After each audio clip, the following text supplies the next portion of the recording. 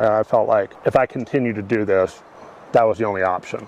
It was either get out or die, and I wasn't dying. Hi everyone, I am here with Eric to tour his RAV4 that he has converted into a tiny home on wheels. Hi Eric. Hey, how you doing? I'm doing great, thank you. Yeah, just excited to hear about your experience, your nomadic journey, and share with us a little bit about your RAV4. Well, it's a 2017 RAV4. It's not a hybrid. It's big enough, good mileage, which is important for me. I mean, if I'm traveling a lot, good for that. Also DoorDash, because I do DoorDash, and gotta have a good mileage vehicle. Otherwise, Nice. You're not making any money. You're just putting it all back in your gas tank. Can you tell us a little bit about your nomadic journey? How'd you get started? Well, it's been quite a ride. We actually started researching it back in 2013. Tracy is my wife. Tracy's been doing this back and forth snowbirding for probably about 8 years. Oh, okay. And so she would come out here and then come back to the house. And so we've just been basically waiting for my daughter to graduate, and then we were both going to come out here and do it, on our own, full time, try it for a year. I told her I'd give her a year, see how I liked it. How do you like it? I'm loving it so far, All so right. it's all good. Well, what are some of the things that you really are enjoying about it so far? Well, I like the independence. The not having to go into a 9-to-5 grind every day. And I say 9 to 5 like that's what I did. I worked FedEx, and I was a driver, and we did probably 10 to 12, sometimes 14 hours. Wow. So, wow. And once COVID hit, it got crazy. It got even crazier, and I was doing 7 days a week, and I just thought, there's got to be something more to life than just, being a robot for a company. It's the insanity of that is you're working your whole life away for somebody else's bottom line, and you're missing out on your family, you're missing out on your kids, you're missing out on your wife, you're missing out on life. It's just, what's the point? Yeah. So it was great money, but it wasn't that great. And so I just decided I was gonna just change it somehow, and I wasn't sure how to change it. The thing I think really was the catalyst to me saying I gotta get out was during COVID, right before the 4th of July, which was his favorite holiday.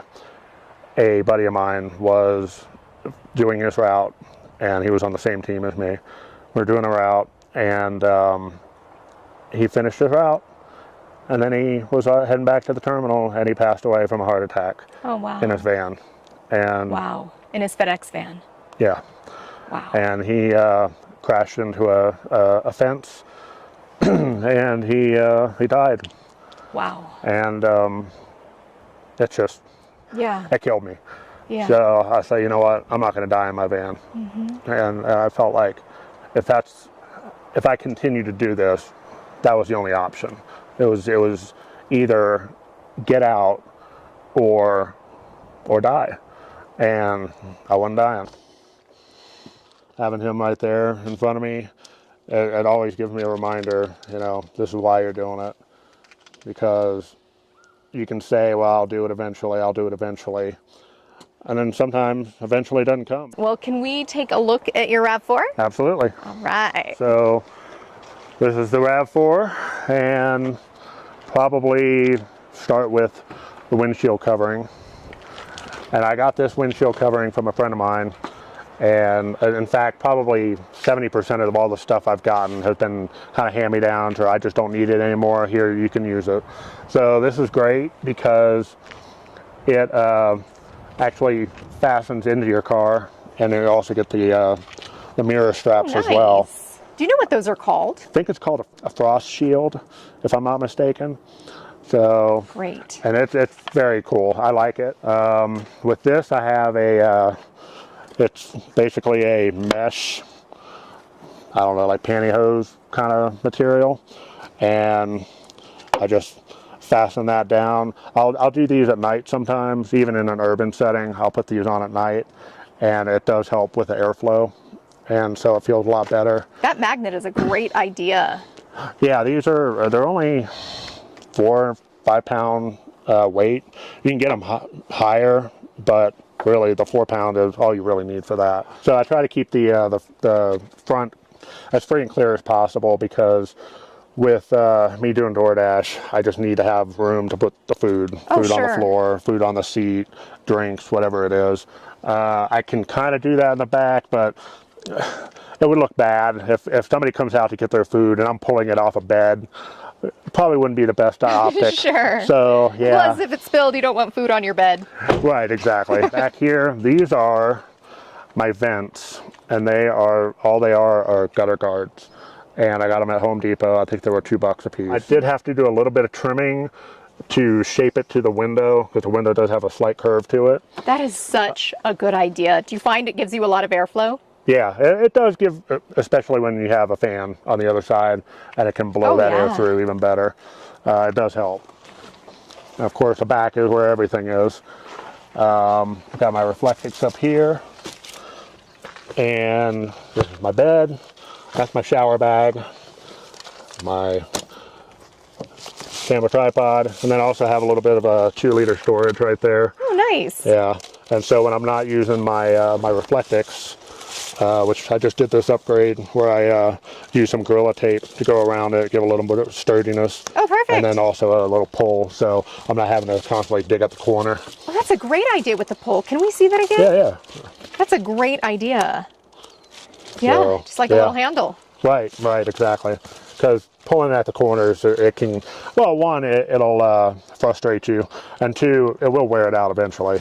So, yeah, I just take those, stick them right there for time being until I'm ready to use them. I got my clothes, 2 totes of clothes, and then I got a couple other shorts over here.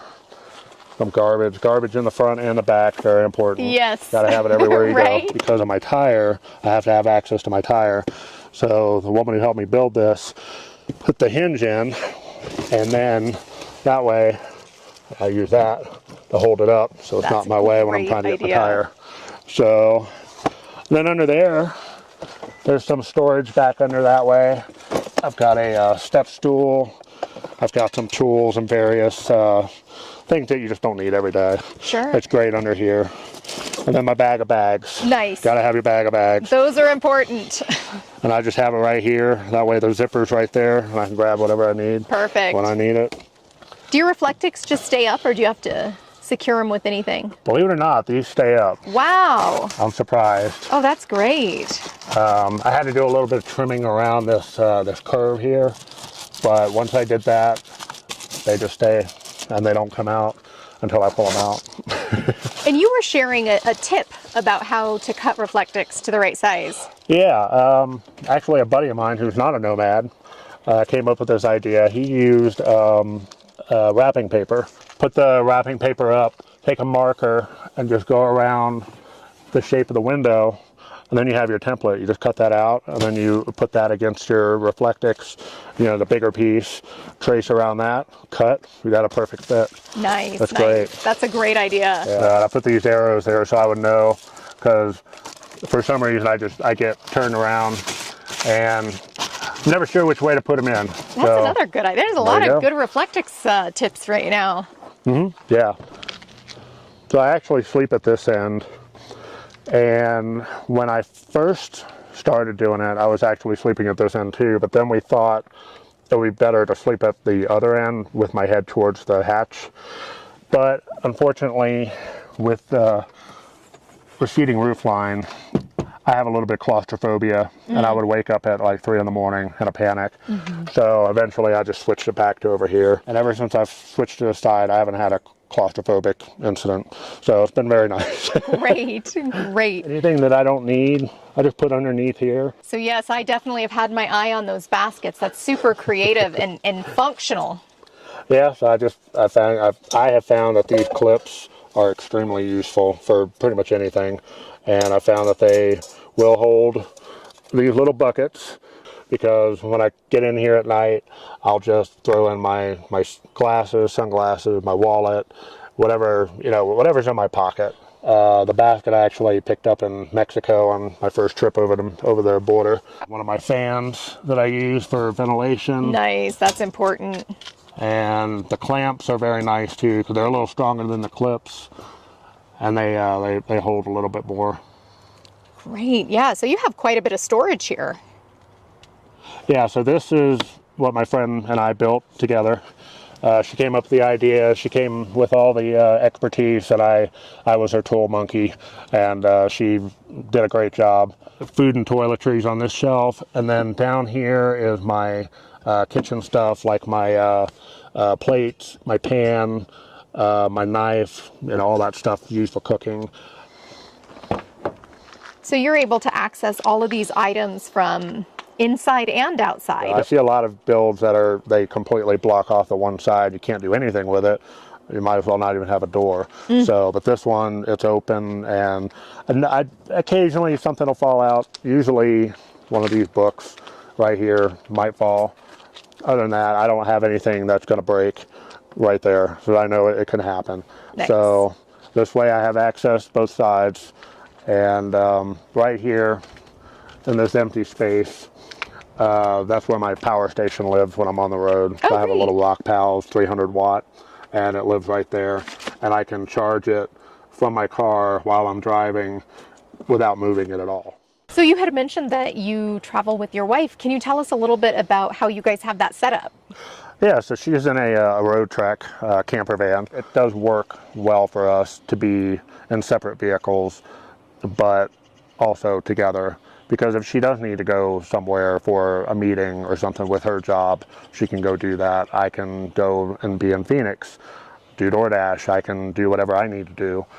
But now we're both on the road together, and so far we're loving it. So. And camp hosting together, right? Yeah, camp hosting together, and then she has her own part-time job as well, online. So yeah, it works out great. I do DoorDash, and it's okay. It's good enough money, and it pays our bills.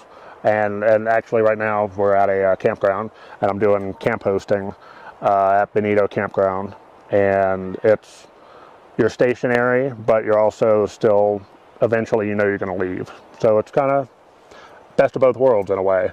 Right. And this job doesn't kill you. It's not a 9-to-5 grind. It's not a 14-hour grind.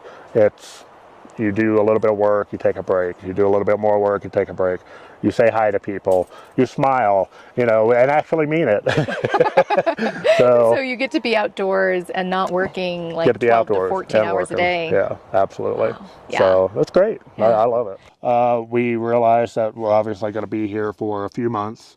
It would be nice to spread out a little bit while we're stationary. And so we ended up getting a tent. Can we take a look at your tent? Yep, absolutely. This is 6'6", I believe. So it definitely clears my head. Yeah, they did a test on it in a wind tunnel, and it survived 60 miles an hour plus. Wow. So really good. Because a lot of tents, you might get a 35 mile an hour rating, and having a 60 mile an hour, especially if I'm going to be in quartzsite with this, the winds get crazy there. Right. I definitely wanted something that was going to stand up to it. I actually found this on Amazon, and it's a collapsible toilet with a bag, and oh wow, and it just folds flat. Oh nice. So, and it comes with a bag too. So when I get on the road, it'll just live somewhere, probably under my bed. And it's great. And then when you need it again,